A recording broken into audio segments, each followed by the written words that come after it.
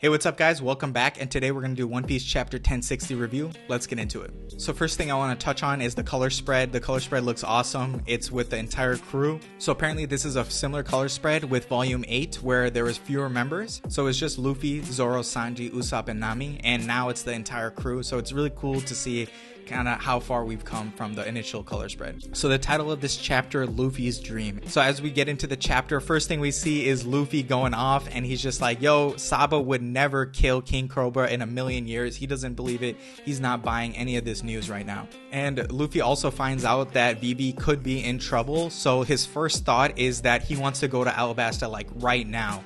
But luckily we got our boy Zoro, and he's just like, yo, slow down, slow your roll here, right? And what he's saying is that, yo, Cobra's already dead and we don't even know where Vivi is. She could be at Marijoa still, right? And he's like, do you want to take on the whole world government? And you know, Luffy's down. He's like, yo, let's go. We can take him down. You know, we can take down any enemy. And Zoro's like, yo, you idiot. Like, we can't take them on right now. Like, that is not a war we want to take on right now. We have a lot of other things to do. And we kind of see the other crew's reactions here. Nami and Chopper are just bawling their eyes out about Vivi and like checking if Vivi's okay. But then we get Zoro reminding us about what Luffy said about Ace. And what Luffy said is that Ace has his own adventures. Zoro says here, you trusted him to make his own way up until the point where he actually needed help. What Zoro is kind of summarizing here is that we can't go around helping every single one of our friends that we've encountered throughout the story, because if we end up doing that, we're just gonna end up like kind of like police or like security, where we're helping all our friends but we're not kind of continuing our own journey and finding out where we need to go, right? So we can't continue where we're doing because all our friends are in trouble all the time. So you need to actually find out when they're really in trouble and when they really need our help. That's when we're gonna go save them, right? So maybe that's when they find out where Vivi actually is, and then they can go save her then. Right now, it doesn't make much sense because they don't even know where they're going. And after Zoro says this, all the crew kind of ends up attacking him. They call him Onigashima, Green Kaido, Crappy Mosshead, Green Mom. And Robin kind of continues here reading off the news. And she tells Luffy about the abolishment of the warlords and that Buggy ended up being the leader of the Cross Guild, and he actually became an emperor. And Luffy's like, yo, what? There has to be a mix-up, dude. Like, there's no way that Buggy could be a freaking emperor right now. Like, there's absolutely no way. Luffy's like, yo, the world's crazy right now. Robin's then like, yo, like, there's a bunch of other names here. Like, do you even want to know anything about it? And Luffy's like, yo, just tell me the names that I need to actually keep an eye on, and tell me like kind of what's the important things going on. But outside of that, you keep track of that shit, you know? Like, I don't really need to know all this stuff. Luffy then kind of gets into what Sabo's dream actually was, and how, due to his strict upbringing, he actually just wanted to make sure that no one else in the world has their freedoms taken away. So like, that's a big part of Sabo's character. And we learn a little bit about Sabo's dream as well. Sabo's dream is basically, he wants to see the world and then write a book about it. So that's a pretty cool dream that Sabo has. And Luffy actually gets into his own dream and states it out to the crew. And we get kind of an entire panel of all the crew's reactions. And this reminded me of the moment where Roger told Oden and Whitebeard his actual dream, right?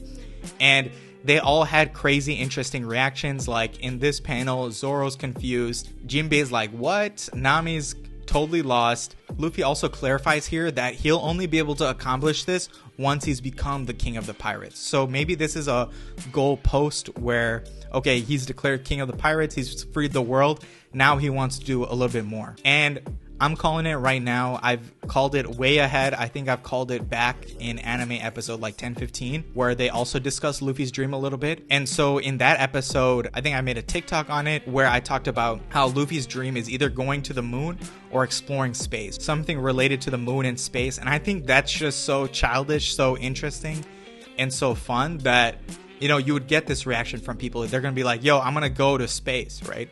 I'm going to go explore space. And then obviously people are going to have that kind of reaction, especially in a world like One Piece where they didn't even know they had sky islands, right? They didn't even know they could go to the sky. Imagine now going to space like NL did, right? So I still think Luffy's dream is somewhat captured in that idea. Let me know what you guys think in the comments. And Nami even says it sure does sound like you. So maybe it is something related to more of the typical things we associate with Luffy, like eating or no one in the world will ever go hungry again kind of statement. Maybe it's that direction, but I still think, yo, it's a go into space. So Frankie then brings up that since Luffy's going to become the Pirate King, he definitely has to get that last lode poneglyph. And then it's off to Laugh Tale, right? So he kind of declares what's their next goal here. And Robin's like, yo, it's not that easy. It's been a long time since anyone has found this.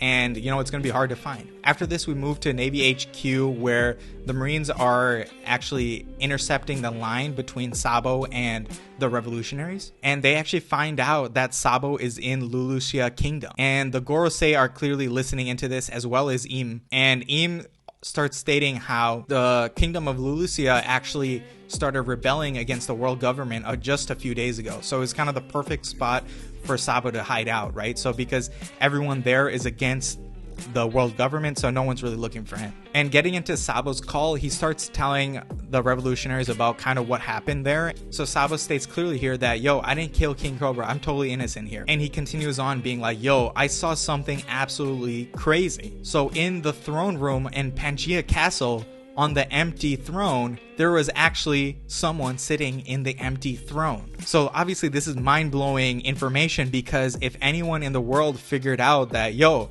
this throne is not actually empty, right? So mainly the kings, if the kings of the world found out that, yo, this throne isn't empty, they're just pawns in a game, then, yo, the world is just going to end up in chaos. So this information is very, very valuable. No one knows about Im basically being on the throne. And right before Sabo can continue anything past, we see something start coming out of the clouds, and it looks like a bright light, and all of a sudden 16 beams come down from the heavens and destroy Lulusia. And as Imo stated, that country never existed. That was freaking fire, dude. That was crazy. So the world government just has some crazy ability to just destroy an entire island.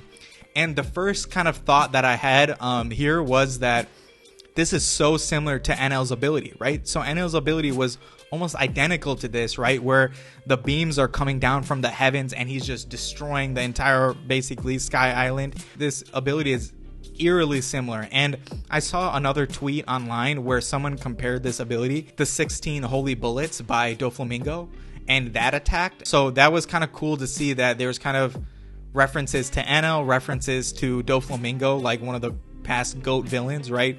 And Imo seems to have this ability. So my question is Imo's ability just like similar to Enel again, where there's some kind of beam ability or light ability? Or is it something using an ancient weapon? Is there an ancient weapon that we don't know about that the government has access to?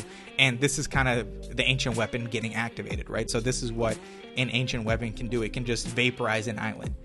So that is definitely possible. I'm curious how we're going to find out more information about how this power works. And yeah, Sabo appears to be dead again. And I think this is just Oda, you know, trolling us as usual. And Sabo is literally always kind of dead, right? So Sabo died and then he came back, and then later on we think, oh, maybe he's been captured or killed again, and then we find out he's alive again, right? And then now again he's dead, potentially dead. Something I really want to point out here is I don't think he's dead, and obviously I don't think anyone really thinks Sabo's dead. I'll pull up the picture right here where when you initially see kind of the direction of the sunlight coming across the people of Lulusia, you see a lot of the sunlight coming directly down onto their head, and you see that on the people as well as the dog in that one panel, right? So that dog, the light is coming directly down, and on the people it's directly down. But interestingly enough for Sabo, even though we don't see the top of his top hat, which maybe would clarify this a little bit more,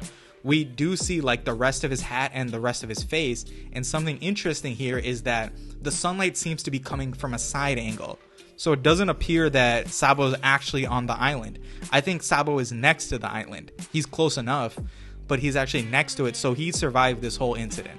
So that's kind of my theory behind it, is that the light is actually coming from the right side of his face.